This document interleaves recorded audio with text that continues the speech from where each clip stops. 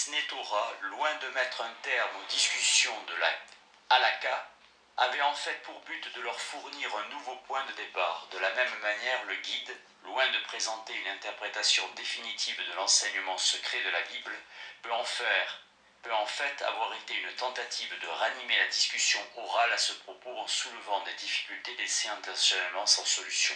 Mais en dépit du fait que la méthode employée par Maïmonide dans le guide peut se rapprocher autant qu'il est humainement possible de la méthode d'un enseignement oral, le guide ne cesse pas pour autant d'être un livre. En conséquence, l'existence même du guide implique une violation consciente d'une interdiction sans équivoque. Il semble que Maïmonide ait tenté un moment de suivre une voie intermédiaire entre l'enseignement oral, qui peut se faire en toute confiance, qui est autorisé, et l'enseignement par écrit, qui est interdit. Le genre d'écrit qui se rapproche le plus d'une conversation confiante est la correspondance privée avec un ami proche. En fait, le guide est écrit sous la forme de lettres adressées à un ami et élève de prédilection, Joseph. En adressant son livre à un seul homme, Maïmonide s'est assuré de ne pas avoir violé l'interdiction d'expliquer le Maaseh Merkaba à plus d'un homme. En outre, dans l'Epistula Dedicatoria adressée à Joseph, il mentionne, pour ainsi dire en passant et comme tout à fait sans le vouloir, que Joseph possédait toutes les qualités requises pour la connaissance de la science secrète, et il explique la nécessité de la communication écrite par le départ de son élève. Ces remarques sur l'épître dédicatoire ne peuvent prétendre donner une interprétation suffisante de ce texte remarquable, mais portent simplement sur sa signification plus superficielle. Maïmonide mentionne les poèmes de Joseph afin de montrer que ce dernier possédait l'aptitude indispensable pour s'exprimer avec beauté. En ce qui concerne les autres qualités de Joseph, voir le commentaire de Shem Tov sur l'épître dédicatoire. Cette justification aurait été valable si Maïmonide s'était abstenu de rendre publiques ses lettres à un ami, privé. En dépit de ce manque de rigueur et de son évidente détermination à écrire le guide, même s'il n'avait jamais rencontré Joseph ou même si Joseph ne l'avait jamais quitté, il serait erroné de supposer que l'épître dédicatoire est totalement ironique. On ne sait pas avec certitude si Maïmonide a fini le guide avant de faire la connaissance de Joseph ou après. Le guide fut achevé en 1185, c'est-à-dire environ à l'époque où commença le séjour de Joseph chez Maïmonide. Même si le guide n'était pas terminé avant l'année 1190, qui est la date la plus tardive possible, il avait certainement été conçu et partiellement élaboré avant l'arrivée de Joseph. Car il suffit de nous poser à nous-mêmes la question suivante. Quelle fut la raison ultime du départ prématuré de Joseph? Pour quitter la sphère des choses privées et plaisante pour celle des questions publiques et sérieuses. Le départ de Joseph, pouvons-nous dire, fut la conséquence du fait qu'il était un juif de la diaspora. Seule une nécessité urgente dont l'enjeu était national et non pas un besoin privé peut avoir conduit Maïmonide à violer une interdiction explicite. Seule la nécessité de sauver la loi peut avoir fait qu'il ne s'y voit pas conformer. La nécessité de prendre une disposition si extraordinaire fut une conséquence de la longue durée de la diaspora. Les secrets de la Torah, la source de la sagesse de la Grèce antique et par suite de la sagesse arabe également, avaient été transmis depuis des temps immémoriaux par tradition orale. Même lorsque la loi orale, laquelle semblablement ne devait pas être couchée par écrit, fut en fin de compte rassemblée sous forme écrite. Les sages du Talmud insistèrent avec sagesse sur la nécessité de ne transmettre l'enseignement secret à la postérité que de la bouche d'un lettré à un autre. Leur commandement fut observé. Il n'existe pas un seul livre parmi ceux qui nous restent du passé qui contienne l'enseignement secret en totalité ou partiellement. Ce qui était parvenu à Maïmonide, ce n'était que de légères évocations ou de petites allusions dans le Talmud et le Mitzrash. Maïmonide nie tacitement ici toute authenticité ou toute valeur à des livres comme le Sefer Ezira, livre de la création, ou Sheur Koma, mesure du corps. Ce sont des ouvrages de mystiques. Quoi qu'il en soit, la continuité de la tradition orale présuppose une certaine normalité des conditions politiques. C'est la raison pour laquelle les secrets de la Torah ne furent parfaitement compris qu'aussi longtemps qu'Israël vécut dans la liberté sur sa propre terre, et non sous le joug des nations ignorantes du reste du monde. La période pendant laquelle l'autorité politique suprême se trouvait entre les mains du roi Salomon, qui avait une compréhension presque parfaite des raisons secrètes des commandements, fut particulièrement heureuse. Après Salomon, la sagesse et le pouvoir politique ne furent plus réunis. Le déclin et finalement la perte de la liberté suivirent. Lorsque la nation fut menée en captivité, elle connut une perte supplémentaire dans celle de la parfaite connaissance des secrets. Tandis que les contemporains d'Isaïe comprenaient ces brèves allusions, les contemporains d'Ézéchiel avaient besoin de beaucoup plus de détails pour saisir la doctrine sacrée.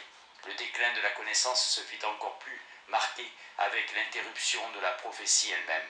Encore plus désastreuse fut la victoire des Romains dans la mesure où la nouvelle diaspora allait durer beaucoup plus longtemps que la première. À mesure que le temps passait, les conditions extérieures de la communication orale des secrets de la Torah devinrent de plus en plus précaires. Le moment où elle deviendrait complètement impossible paraissait imminent. Confronté à cette perspective, Maïmonide décida de coucher sur le papier l'enseignement secret. La question vient naturellement à l'esprit de savoir comment Maïmonide entra en sa possession. En une occasion, en suggérant une date pour la venue du Messie dans Igéré Teiman, il fait référence à une tradition manifestement orale que son père lui avait transmise, lequel à son tour l'avait reçu de son père et de son grand-père et qui de cette manière remontait au tout début de la diaspora. Si nous devions généraliser cette remarque, nous devrions supposer qu'il tirait toute sa connaissance des secrets de la Torah d'une tradition orale ininterrompue, remontant au temps du deuxième temple. Il nous faudrait alors non seulement accepter la légende de la conversation à la Kabbale dans sa vieillesse, mais nous serions encore forcés d'admettre qu'il a été un kabbaliste tout au long de sa maturité dans la mesure où le contenu du guide ne serait pas autre chose qu'un enseignement secret fondé sur une tradition orale. En fait, comme il semble qu'il n'a pas existé de Kabbale au sens strict avant l'achèvement du guide, on pourrait suggérer que Maïmonide fut le premier kabbaliste. Pour désigner la mystique, le terme de Kabbale n'est apparu que très tardivement et on ne le trouve pour la première fois que chez Isaac l'Aveugle, autour de 1200. Ces propos explicites rendent cependant de telles hypothèses aventureuses nulles et non avenues. Non seulement il dément avoir eu le privilège d'une révélation spéciale sur la signification cachée du Maasé Merkaba, mais encore il affirme ne devoir à aucun maître humain sa connaissance de la doctrine secrète. Il croyait apparemment que la tradition orale de l'enseignement secret avait été interrompue bien avant son époque.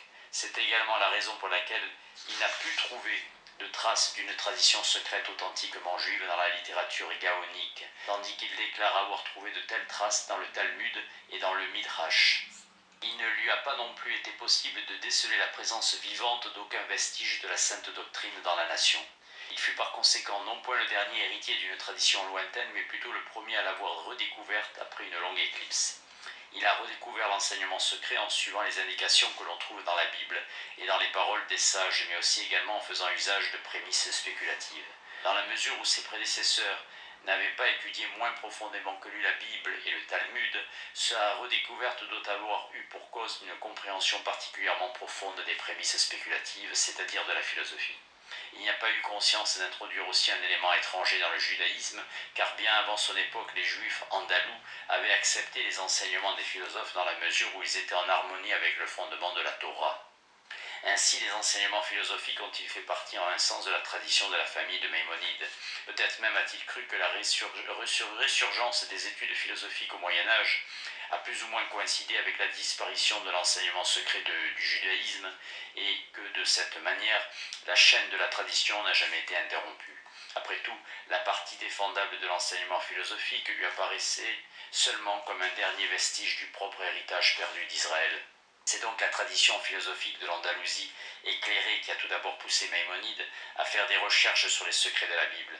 Par ses efforts tout au long de la plus grande partie de sa vie, il parvint à en déceler un grand nombre. En même temps, il s'est clairement rendu compte que ce qu'il avait accompli n'avait guère de chance de l'être par un grand nombre d'autres, voire par un seul. En effet, l'époque de la philosophie dans les pays musulmans approchait de son terme. Par conséquent, dans la crainte que la précieuse doctrine soit à nouveau perdue pour des siècles, il décida de la confier à l'écriture, en dépit de l'interdiction talmudique. Mais il n'a pas agi sans prudence. Il soulignait le fait qu'il prend une voie moyenne entre l'impossible obéissance et la violation scandaleuse. Il pensa qu'il était de son devoir de donner une explication écrite des secrets de la Bible, telle qu'elle remplirait toutes les conditions requises d'une explication orale.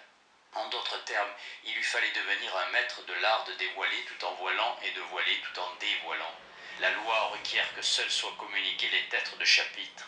Maïmonide décida de se conformer à ce précepte, mais la loi va plus loin. Elle requiert même ces têtes de chapitre ne soient transmises à aucune personne qui ne soit sage et capable de comprendre par elle-même.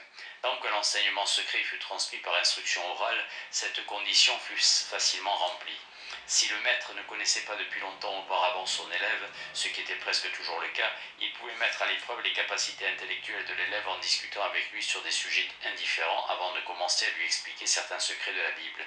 Mais comment l'auteur d'un livre peut-il examiner ses lecteurs dont la plus grande partie n'est pas encore née au moment du livre que le livre soit publié?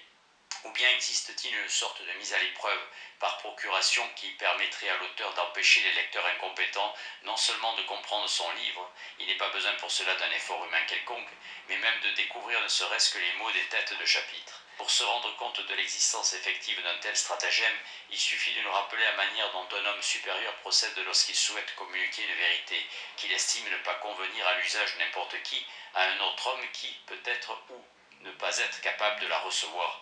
Il lui en suggérera quelque chose en jetant quelque chose sur une conséquence ou une prémisse éloignée et apparemment sans importance de l'opinion reçue.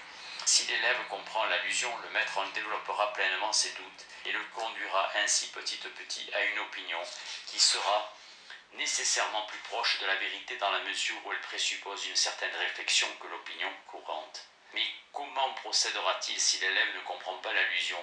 Il s'arrêtera purement et simplement. Cela ne veut pas dire qu'il s'arrêtera de parler, au contraire dans la mesure où en gardant subitement le silence, il ne ferait que troubler l'élève sans être pour lui d'aucun secours.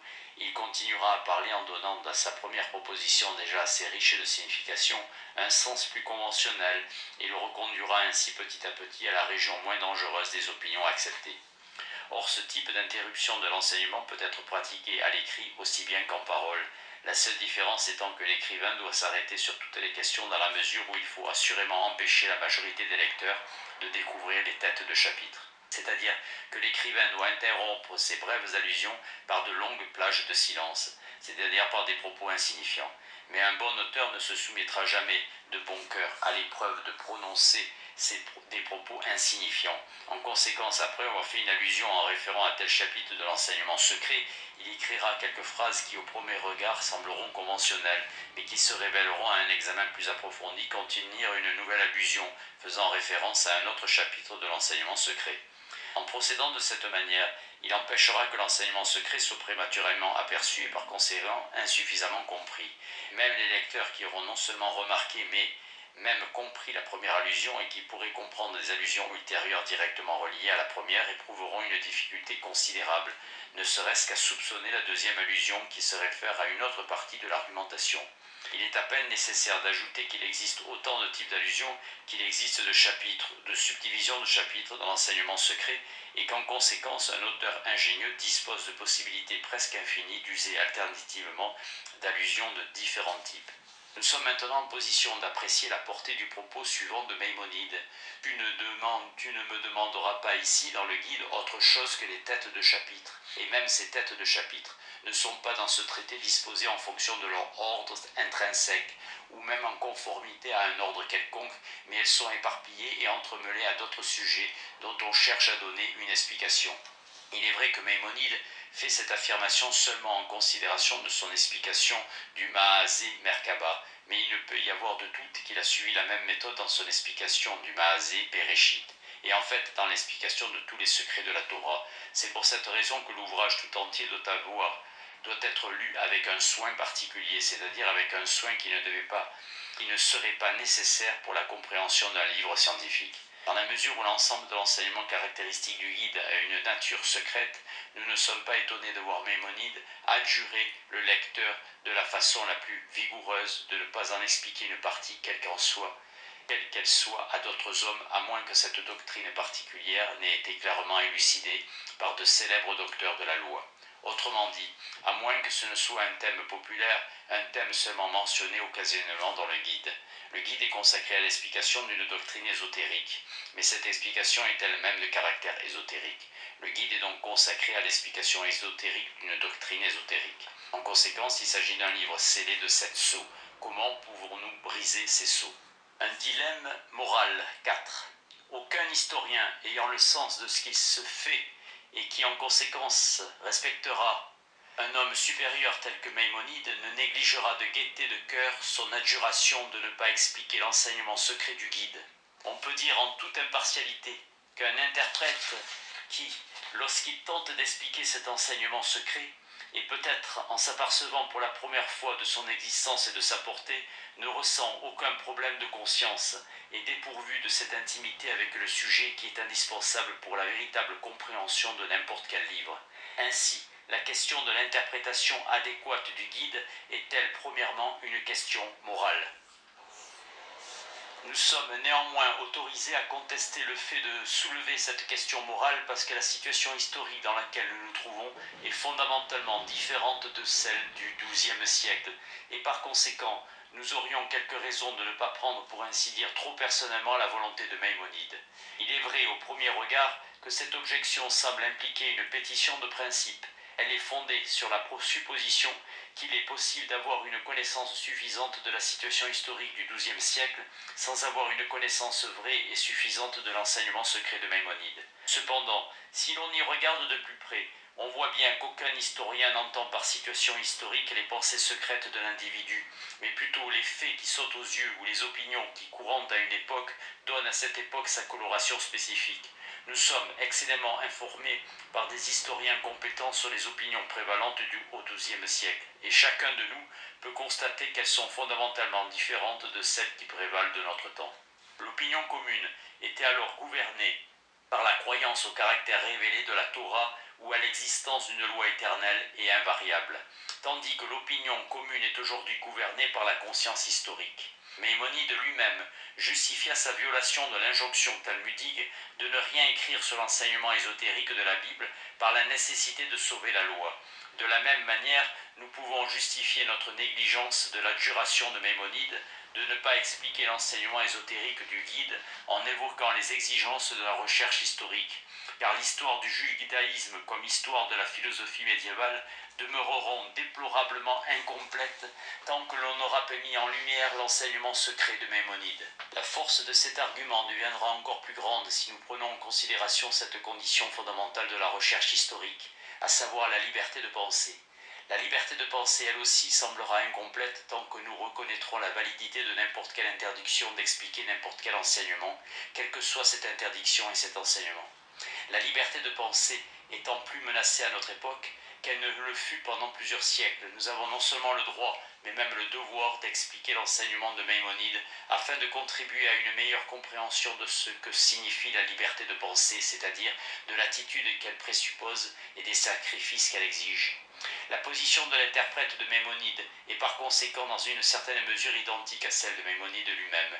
Ils lui sont tous deux confrontés à l'introduction d'expliquer un enseignement secret et à la nécessité de l'expliquer.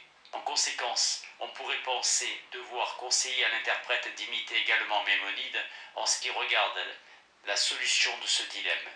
Autrement dit, de suivre une voie moyenne entre l'obéissance impossible et le scandale de la transgression en tentant de donner une interprétation ésotérique de l'enseignement ésotérique du guide.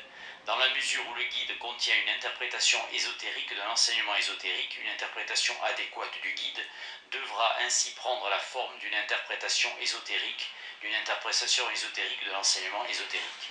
Cette suggestion peut paraître paradoxale et même ridicule, cependant elle n'aurait pas semblé absurde à un lecteur compétent du guide tel que Joseph Ibn Caspi, qui a effectivement écrit un commentaire ésotérique. Surtout, une interprétation ésotérique du guide semble être non seulement recommandée, mais même nécessaire.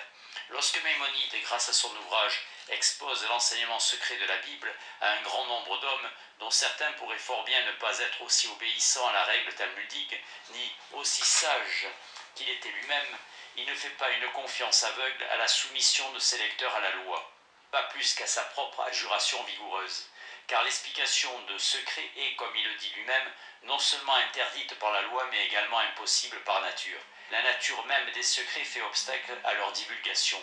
Nous sommes par conséquent confrontés à une troisième signification du mot secret. Secret peut également signifier non seulement le mot ou la parabole biblique, qui ont une signification intérieure, et la signification cachée elle-même, mais aussi et peut-être premièrement la chose à laquelle se réfère cette signification cachée. Les choses dont parlent les prophètes sont secrètes, dans la mesure où elles ne sont pas constamment accessibles, comme le sont les choses décrites par les sciences ordinaires, mais seulement pendant des intervalles plus ou moins brefs et rares de lumière spirituelle qui interrompent les presque continuelles ténèbres de l'esprit.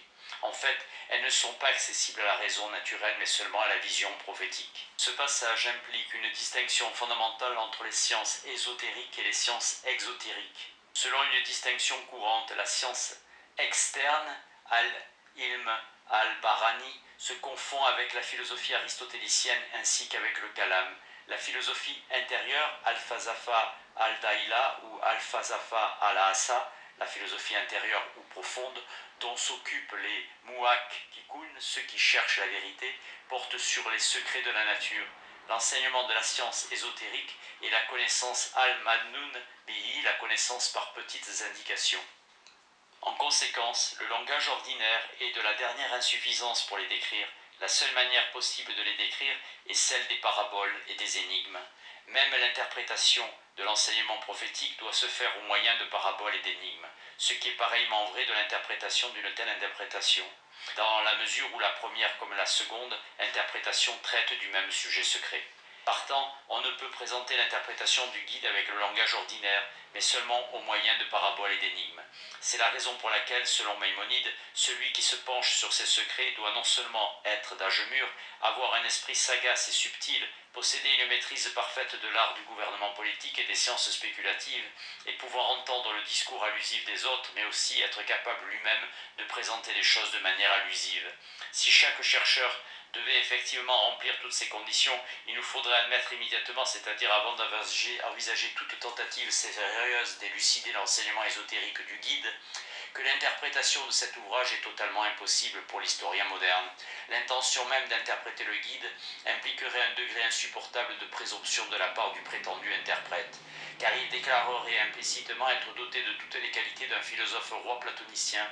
Cependant, si un homme modeste confronté aux exigences que nous avons indiquées se rend enclin à abandonner la tentative de comprendre le guide dans son ensemble, il peut espérer apporter quelque contribution à sa compréhension en occupant une place subordonnée au sein de la communauté de lettrés qui se consacre à l'interprétation du guide.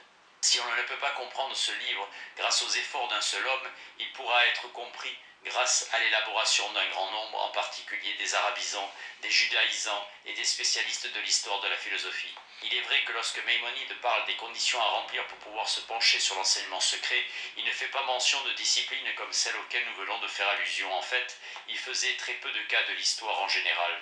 Mais en toute justice, on peut dire qu'il ne connaissait pas et qu'il ne pouvait pas connaître l'histoire au sens moderne de ce mot, c'est-à-dire une discipline qui a un sens fournit la synthèse indispensable pour la compréhension adéquate de la doctrine secrète, de la philosophie et de la politique. Cependant, si éminente que nous puissions penser que soient les qualités de l'historien moderne, il n'est assurément pas per se capable de comprendre des textes ésotériques, et il n'est pas non plus un écrivain ésotérique.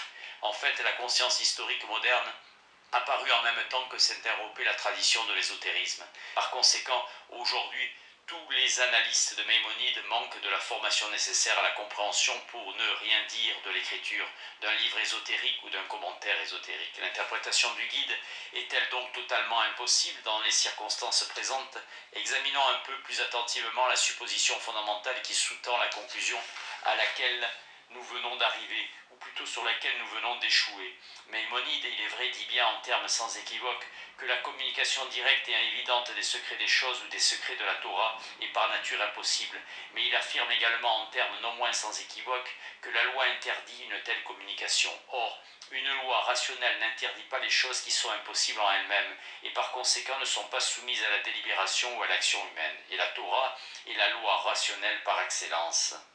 En conséquence, il apparaît que ces deux affirmations sont contradictoires, dans la mesure où nous ne sommes pas encore en position de décider laquelle doit être abandonnée comme simplement exotérique. Il serait sage de laisser la question ouverte pour le moment et de se contenter de discuter brièvement des réponses possibles. Il existe trois solutions possibles. Une, Maïmonide peut effectivement avoir cru à la nécessité inévitable de parler des secrets par énigme. 2. Il peut avoir admis la possibilité de les discuter en pleine clarté. 3. Il peut avoir approuvé une position intermédiaire inconnue. Il existe donc au premier regard une probabilité de 2 sur 3 pour que la première solution totalement incompatible avec notre désir de comprendre le guide doive être écartée. Mais même si la première solution devait en dernière analyse être acceptée, nous ne devrions pas être totalement découragés dans la mesure où nous pourrions fort bien rejeter cette opinion comme erronée. L'ésotérisme, pourrions-nous dire, se fonde sur la supposition qu'il existe une division rigoureuse de l'humanité en une minorité inspirée ou intelligente et une majorité sans inspiration ou stupide. Mais n'existe-t-il pas différents types de transition entre les deux groupes? Chaque homme ne dispose-t-il pas de la liberté de la volonté, de telle sorte qu'il peut devenir sage ou soûl en fonction des efforts qu'il fera? Si importante que soit la faculté naturelle de comprendre, l'usage de cette faculté, ou, d'autres termes, la méthode, n'est-elle pas tout aussi importante? Et la méthode, presque par sa définition même, établit un pont au-dessus du gouffre qui sépare les deux groupes. En fait, les méthodes de la recherche historique moderne qui ont prouvé leur capacité à déchiffrer l'écriture hiéroglyphique et l'écriture cunéiforme doivent certainement également convenir pour décrypter un livre tel le Guide, auquel nous pourrions avoir accès grâce à une excellente traduction dans une langue moderne. Par conséquent, notre problème se réduit à trouver la méthode spécifique qui nous permettra de décrypter le guide. Quelles sont alors les règles générales et les règles spéciales les plus importantes auxquelles il faut se conformer pour lire ce livre? 5. Secret et contradiction. C'est la forme même du guide, laquelle au premier regard semble en faire pour toutes les générations modernes un livre scellé de 7 sceaux qui donne la clé de la véritable compréhension. Je fais référence au fait qu'il est consacré à l'explication ésotérique d'un texte ésotérique, car c'est seulement une erreur populaire que de supposer qu'une telle explication constitue un ouvrage ésotérique à la deuxième puissance, ou pour le moins un ouvrage 2 fois plus ésotérique et par conséquent 2 fois plus difficile à comprendre que le texte ésotérique lui-même. En fait, n'importe quelle explication de texte, même une explication ésotérique, cherche à faciliter sa compréhension. Et pourvu que l'auteur ne soit pas un homme d'une inaptitude exceptionnelle, l'explication ne peut manquer d'être de quelque utilité. Maintenant, si avec l'aide de Maïmonide, nous comprenons l'enseignement ésotérique de la Bible, nous comprendrons en même temps l'enseignement ésotérique du guide, dans la mesure où Maïmonide doit avoir accepté l'enseignement ésotérique de la loi comme l'enseignement vrai. Ou, pour le dire d'une manière quelque peu différente, nous pouvons dire que grâce à Maïmonide, l'enseignement secret nous est accessible sous 2 formes différentes, dans la version biblique originale et dans la version dérivée du guide. Chaque version, en elle-même, pourrait être totalement incompréhensible, mais nous pouvons devenir capables de les déchiffrer l'une et l'autre en utilisant la lumière que chacune projette sur l'autre.